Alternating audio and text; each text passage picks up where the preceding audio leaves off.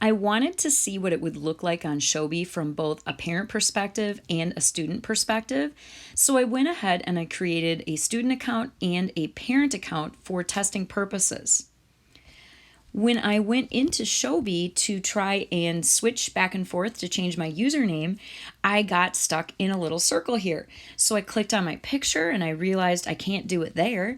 And then I clicked on the wrench and I realized, oh, I can't do it there. And so I reached out to Shobi and I found out the correct place to do that is in your settings. So if you go to your settings and you scroll down until you get to Shobi, right here in all of the apps is Shobi, and you click on that, you're going to see where it says sign out at next launch.